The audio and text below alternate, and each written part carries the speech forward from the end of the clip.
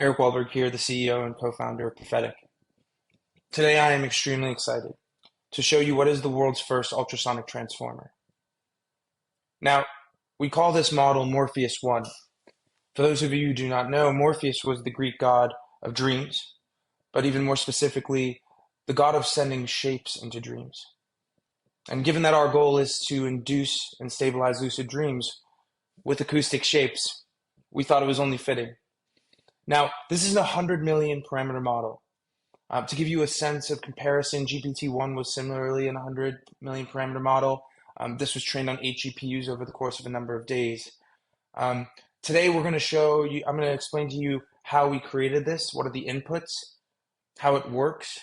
We're going to do a showcase and a live demo, and then I'm going to tell you where we're going.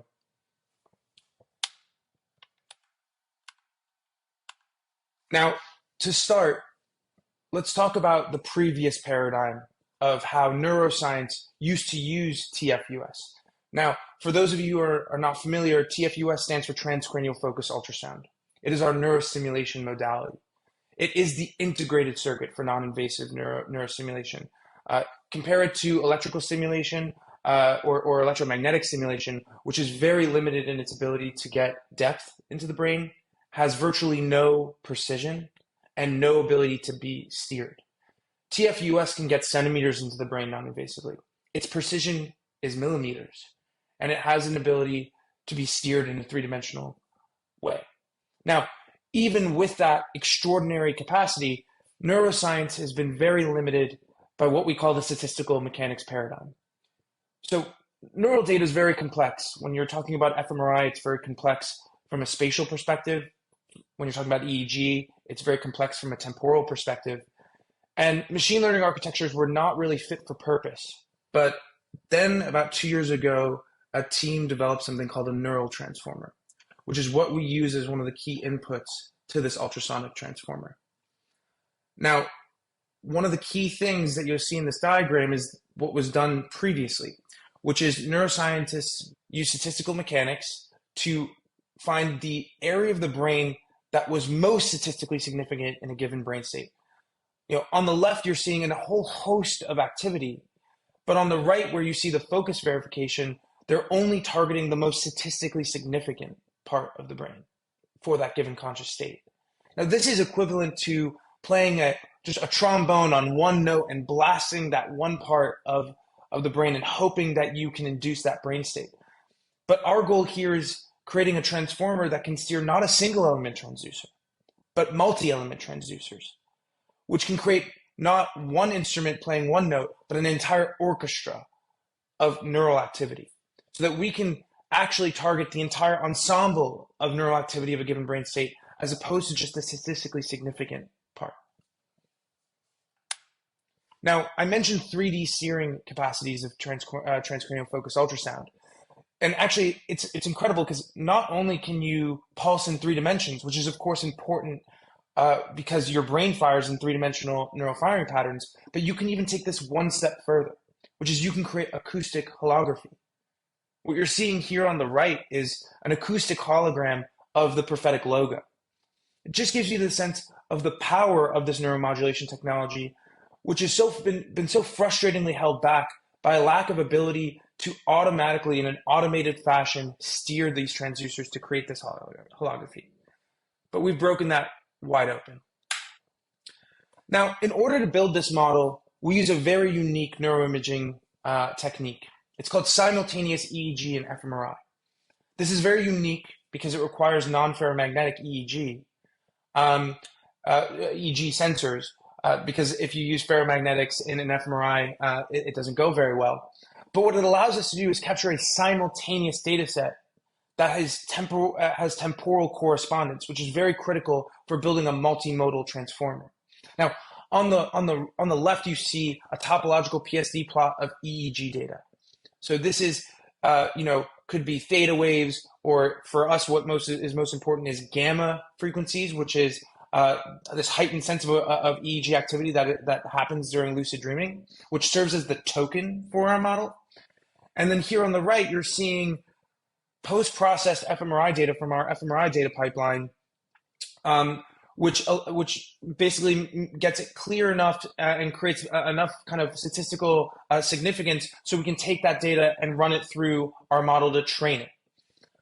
So you're seeing also the inside of the brain and how we cluster those components together.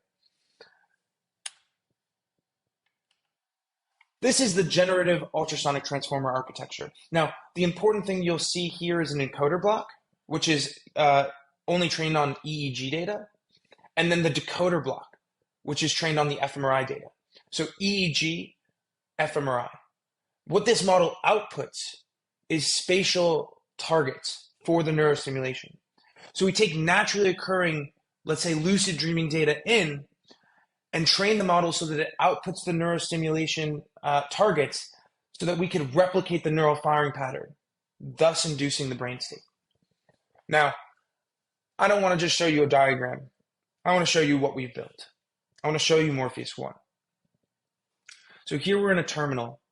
On the left, you're going to see the EEG, which would be coming from the halo headband on your forehead.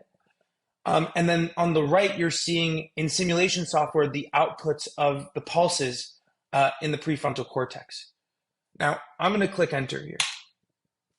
What you're going to see is that image on the left evolve to the next token from the EEG, and the model outputting what is targets, voxels, which are going to be the targets for the TFUS.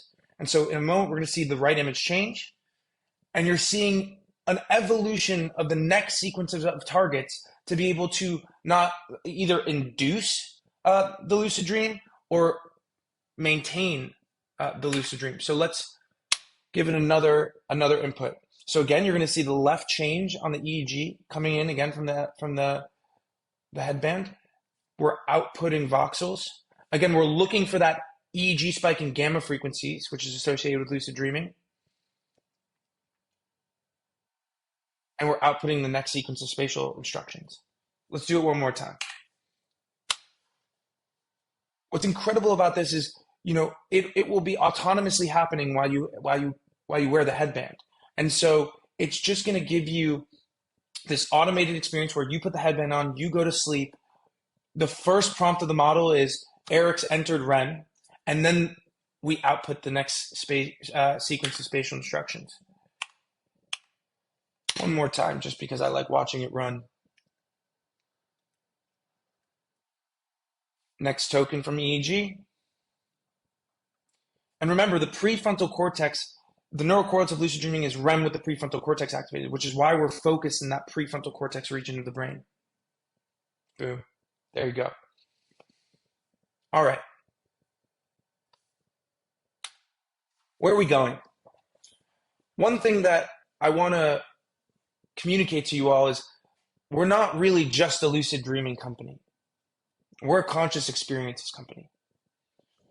Morpheus 1 and its successors are not just going to give us the ability to train a model on lucid dreaming, but we could train the model on focus, positive mood, deep meditation, and anything else.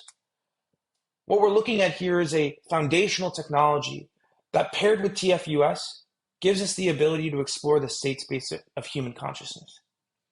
Now, we're getting tantalizingly close to making this a reality. In March, we will have the fully working technical prototype running this model. And if you're interested, whether you're here in the New York City area or anywhere in the world, we're going to attach a type form to this thread, and you can sign up to be an early beta user. Now, what's exciting about this is if you're early on that list, it is very possible that you will be the first person to have the first ultrasonically induced lucid dream.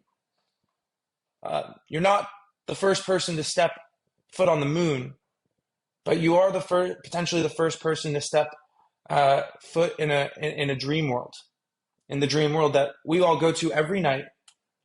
But this time, we're there to stay and to unlock that dream world in a lucid fashion, which gives you the ability to create conscious experiences of your own at will. Now, I just want to take a moment to thank my co-founder, Wes, who really is the brains behind this. We maybe had the same vision, but he has been working tirelessly to achieve it. And I also want to thank the rest of the team who's worked tirelessly to achieve this.